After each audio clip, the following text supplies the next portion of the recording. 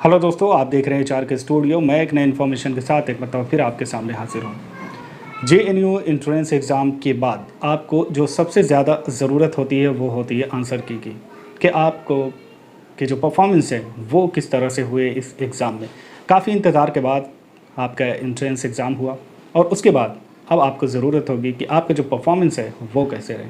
तो पहले मैं ये बता दूं कि आंसर की आपकी फ़िलहाल तो कोई डेट नहीं है, लेकिन जल्द ही आएगी। मैं आप तमाम से रिक्वेस्ट करता हूँ कि NTA जो है कुछ दिनों के लिए ही आंसर की वहाँ पे वेबसाइट पे शो करेगा। अगर उस पर्टिकुलर डेज़ में आप आंसर की या फिर क्वेश्चन पेपर डाउनलोड नहीं कर पाते हैं तो उसके बाद आप इसे डाउनलोड करना आपके लिए बहुत मुश्किल हो जाएगा। लास्ट ईयर इस तरह से हुआ था और बहुत सारे स्टूडेंट बहुत परेशान हुए थे। तो आप जो डेट मिलेगी NTA की तरफ से उस दौरान आप उसे डाउनलोड कीजिए। डाउनलोड करने के बाद आपको करना ये है कि आपको मैच करना है कि आपके कितने क्वेश्चन करेक्ट हुए, कितने इनकरेक्ट हुए हैं। तो आपने क्वेश्चन पूरा मैच कर लिया। पूरा मैच करने के बाद अब आपको ध्यान देना है कि अगर आपको लग रहा है कि कुछ क्वेश्चंस ऐसे हैं जो NTA की तरफ से उसके आंसर गलत किए गए या फिर क्वेश्चन ही में कुछ गड़बड़ी थी या उसमें कुछ करेक्शन करना है, तो आप उसे क्लेम कर सकते हैं कि NTA के ज़रिए ये जो क्वेश्चन है या जो ऑप्शन है जो दिए गए हैं वो गलत हैं। जैसे आपको कुछ पैसे देने होंगे, उसकी भी पर्टिकुलर डेट आएगी कि इस डेट के दौरान आप अपना चैलेंज कर सकते हैं और पर्टिकुलर क्वेश्चन ही चैलेंज कर पाएंगे। आपको 1 से 2, 3, 4 जितने भी क्वेश्चन करेंगे उसके अलग अलग चार्जेस भी आपको पे करने होंगे, वो भी पर्टिकुलर डेट के अंदर ही।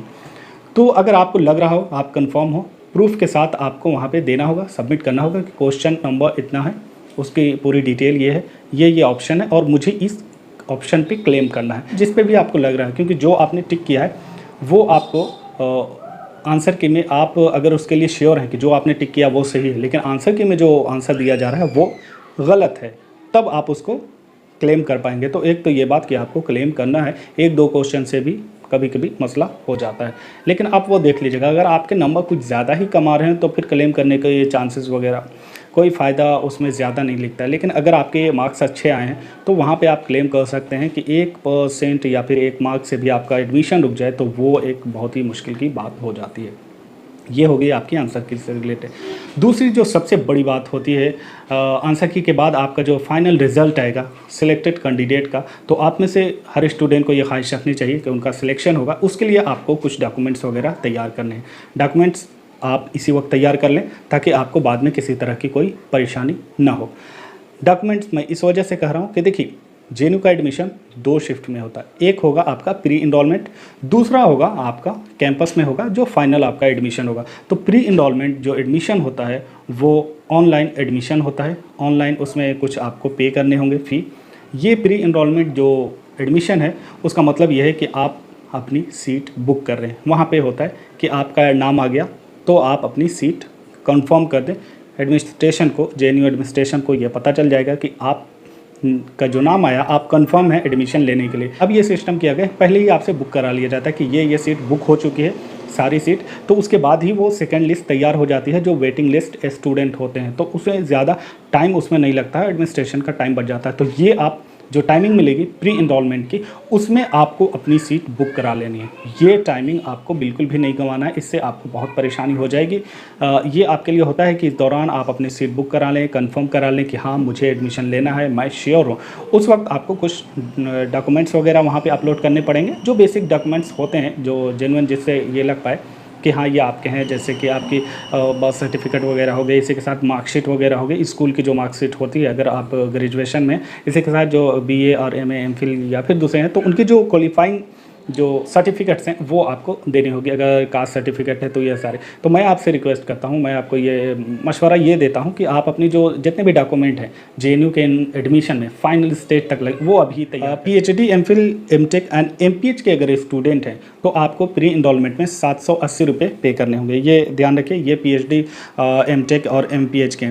PGDT के अगर स्टूडेंट हैं आपको प्री इनरोलमेंट के वक्त 10,659 रुपये पे करने होंगे। ये ऑनलाइन पे करने होंगे। इसके बाद एडमिशन आपको लेना होगा, वहाँ पे भी एडमिशन के वक्त कुछ आपको पैसे पे करने होंगे। MA MSc MCA और BA ऑनर्स के लिए 768 रुपये उस वक्त पे करने होंगे प्री इनरोलमेंट के वक्त। प्री इनरोलमेंट के वक्त ये जो मैं चार्जेस बता रहा हूँ वो है MA MSc MCA और BA ऑनर्स का सबका, मास्टर लेवल और ग्रेजुएशन लेवल का सेम है, 768 रुपये आपको उस वक्त पे करने होंगे, ऑनलाइन पे करने होंगे। और पार्ट टाइम के जो स्टूडेंट हैं उन्हें 219 रुपये पे करने होंगे। तो ये पूरा चार्जेस है प्री इनरोलमेंट के लिए। उसी के साथ जब आप फाइनल एडमिशन ले रहे होंगे तो उसके प्री इनरोलमेंट जब आपका क्लियर हो जाएगा, प्री इनरोलमेंट जब डेट उसकी बंद हो जाएगी, उसके बाद आपका फाइनल एडमिशन होगा। तो देखिए अभी इस बार किस तरह से एडमिशन होता है, शायद आपका एडमिशन ऑनलाइन भी हो जाए, लेकिन ऐसे ऑफलाइन ही हुआ करता है, कैंपस में हुआ करता है। उम्मीद कीजिए कि तब तक कैंपस खुल जाए तो आपका सारे डॉक्यूमेंटेशन जो होते हैं, वेरिफिकेशन वगैरह, वो वहीं पे फेस टू फेस हो जाते हैं कैंपस में जाकर। तो वहाँ पे होता था, फिलहाल अभी देखिए क्या सिचुएशन होती है, उसके हिसाब से आपको करना होगा। तो डॉक्यूमेंट वगैरह आप रेडी रखिए। तो उस वक्त आपको ओरिजिनल डॉक्यूमेंट्स लेके जाने हैं, जैसा कि क्वालिफाइंग एग्जामिनेशन के प्रोविजनल सर्टिफिकेट आपको ओरिजिनल में देनी होगी। इसी के साथ migration certificate, character certificate, anti ragging affidavits and discontinuation certificate. तो ये कुछ सर्टिफिकेट है जो आप रेडी रखिए, ओरिजिनल उस वक्त आपको देना होगा। लेकिन एक बात याद रखिए, उसी के साथ एक चीज़ और बता दूं कि आपके पास फ़ोटो होनी चाहिए। फ़ोटो के साथ आपके सारे डॉक्यूमेंट्स, जैसे कास्ट सर्टिफिकेट है, रिलीजन के लिए आप क्लेम कर रहे हैं तो वो सर्टिफिकेट, फिज़िकली चैलेंज है तो वो सर्टिफिकेट आपकी होनी चाहिए आपके पास। लेकिन बाई चांस अगर आपके पास ये सारी सर्टिफिकेट नहीं है, कोई मार्कशीट नहीं है, कोई डॉक्यूमेंट नहीं है, तो आप अब एक एप्लीकेशन दे देंगे कि कुछ दिनों का आपको टाइम मिल सकता है कि आप इस डेट तक आपको ये सर्टिफिकेट देनी हो। लेकिन वो एक टेंशन बना रहता है आपके जहन में, तो उन सारी चीज़ों से आप दूर रहें, टेंशन बिल्कुल ना लें। आपको करना ये है कि आप डेट से पहले अपने सारे डॉक्यूमेंट्स वगैरह अगर पॉसिबल हो तो क्लियर कर लीजिए। इस तरह से आप पूरे एडमिशन प्रोसेस को क्लियर कर सकते हैं आसानी के साथ। तो 2 फेज़ को आप अच्छे से याद रखें। रिजल्ट आने के बाद आपको प्री इनरोलमेंट करना है, उसके बाद आपका एडमिशन होगा।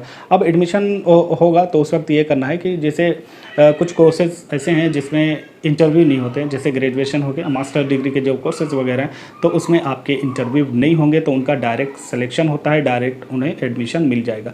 लेकिन PhD और जो दूसरे कोर्सेज हैं उसमें और जिनमें भी इंटरव्यू होता है, तो उनके फाइनल लिस्ट आने के बाद उनका इंटरव्यू होगा, उसकी अलग से डेट होगी। उसके बाद जब फाइनल लिस्ट बनेगी तो उनका प्री इनरोलमेंट आएगा, तो उनका बाद में आएगा। और जिन लोगों का इंटरव्यू नहीं है उनका प्री इनरोलमेंट पहले आएगा और इंटरव्यू जिनका है उनका बाद में आएगा। तो आप दोनों से रिक्वेस्ट है, जो भी जिसके लिए भी आप अप्लाई किया तो आप अपना रेडी रखें सारे डॉक्यूमेंट्स। बस यही सारी चीज़ें आपको यहाँ पे बतानी थी, ताकि पहले से आप तैयार रहें, मेंटली प्रिपेयर रहें क्या करना है, अब एंट्रेंस एग्ज़ाम देने के बाद आपको क्या करना है। तो ये सारी चीज़ें थी। मिलते हैं नए वीडियो में नए इन्फॉर्मेशन के साथ। तब तक के लिए आप अपना ख्याल रखें। Thank for watching. अगर ये वीडियो आपको अच्छा लगा हो तो आप ज़रूर लाइक, सब्सक्राइब, शेयर करें, दूसरों तक भी शेयर करें, ताकि ज़्यादा से ज़्यादा लोगों तक ये इन्फॉर्मेशन पहुँच सके। Thank you very much.